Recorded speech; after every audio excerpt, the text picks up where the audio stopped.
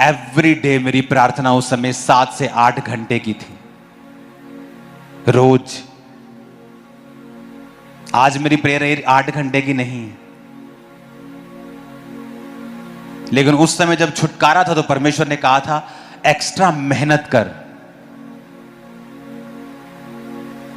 अपने prayer room में जब मैं, क्योंकि रात को इतनी प्रार्थना आप नहीं कर सकते, आप सो जाएंगे, आप थक जाएंगे। अगर आप अकेले हैं तो लोगों में आप कर सकते हैं, तो मैं दोपहर को भी अपने समय को देता था। जब दोपहर को मैं अपनी टीम के साथ ऐसे रूम में जाता था, जिस रूम में पास्टर सोनिया ने पवित्र आत्मा पाया था, वो हमारा प्रेयर रूम था। तो उस रूम में जब मैं जाता था तो ये सुखविंदर, सिद्धांत, बहुत से लोग वहां होते थे और हम वर्शिप करते थे। मैं अपने फोन पे सॉन्ग लगा के बैठता था 1 घंटा 2 घंटा, फिर प्रार्थना करनी, फिर सॉन्ग लगाना, फिर प्रार्थना करनी। इनको मालूम होता था ये एक एक करके बीच बीच में 3-4 घंटे बाद खिसकना शुरू हो जाते एक एक करके, कि अब ये तो हिलेंगे नहीं 6-7 घंटे। तो ये एक एक करके वहां से 3-3 4-4 घंटे प्रार्थना करके चले जाते थे। तो वो प्रेयर, जो मेरी प्रेयर लगातार हो रही थी विदाउट किसी विषय के ऊपर, क्योंकि मेरी फुल लाइफ ऐसी थी कि मैं फंस चुका हूं, आगे कोई मेरी हीलिंग नजर नहीं आ रही, मैं क्या करूं। लेकिन जब वो प्रेयर आप कंटिन्यू करते हैं, प्रेयर बंधनों को तोड़ देती है, वो आपको पर्सनल छुटकारे के पास ले जाती है। आपकी लाइफ का जितना मर्जी बड़ा प्रॉब्लम क्यों ना हो, एनी प्रॉब्लम जितना मर्जी बड़ा क्यों ना हो,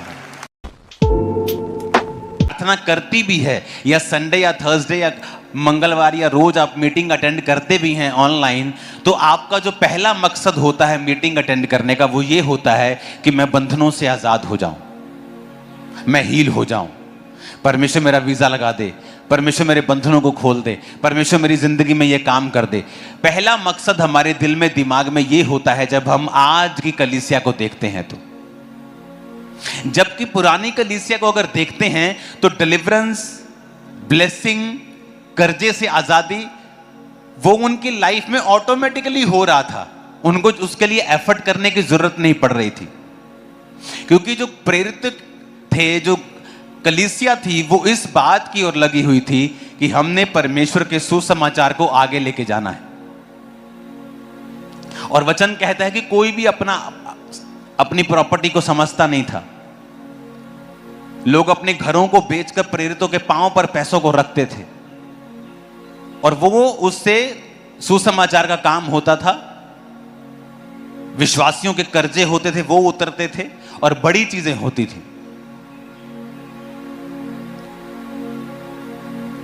क्या आज की कलीसिया ऐसी है? क्या आज की कलीसिया प्रार्थना में रहती है? क्या आज की कलीसिया रोज प्रेयर करती है? क्या आज की कलीसिया को यह दर्शन है कि हमने सुसमाचार को आगे लेके जाना है?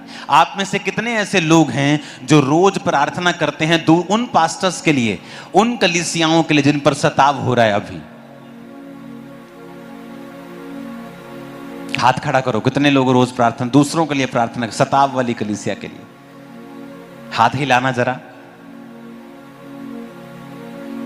हाई नंबर है हमारी चर्च में, खुदा का शुक्र है।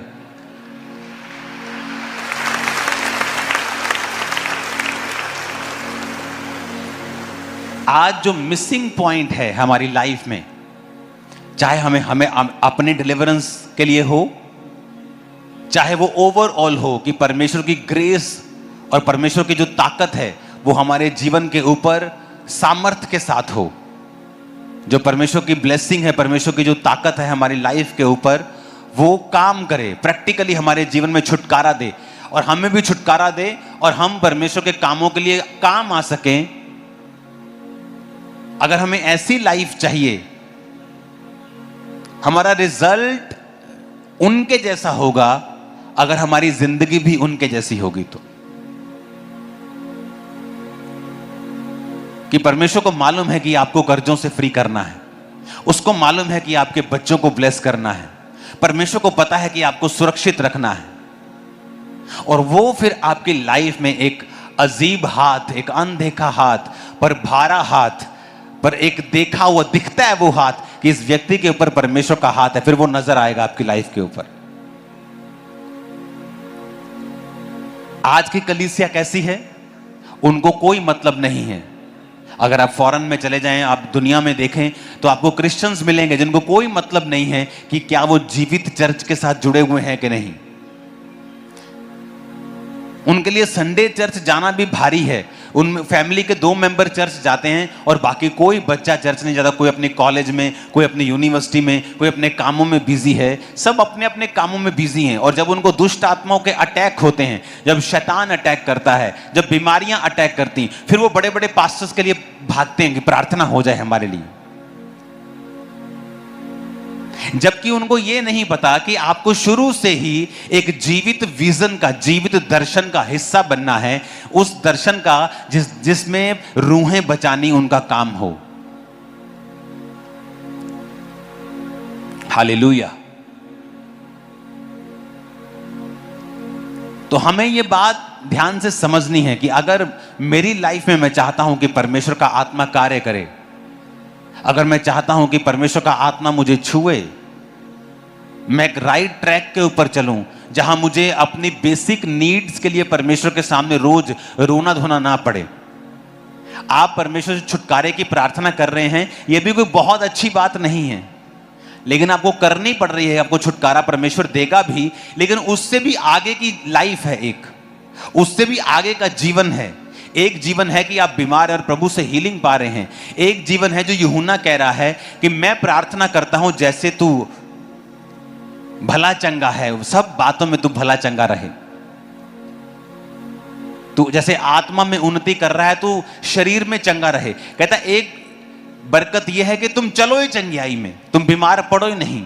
एक बरकत यह है कि तुमने परमेश्वर से प्रार्थना करके चंगियाई ली। कहता उससे अच्छी चीज है कि तुम इतनी जबरदस्त रीति के साथ प्रभु के साथ चलो कि बीमार पड़ो ही नहीं, तुम भले चंगे रहो, तुम्हारी हर तरफ परमेश्वर की ब्लेसिंग हो।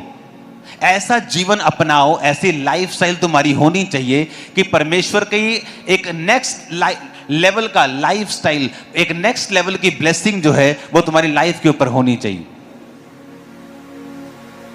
हालेलुया।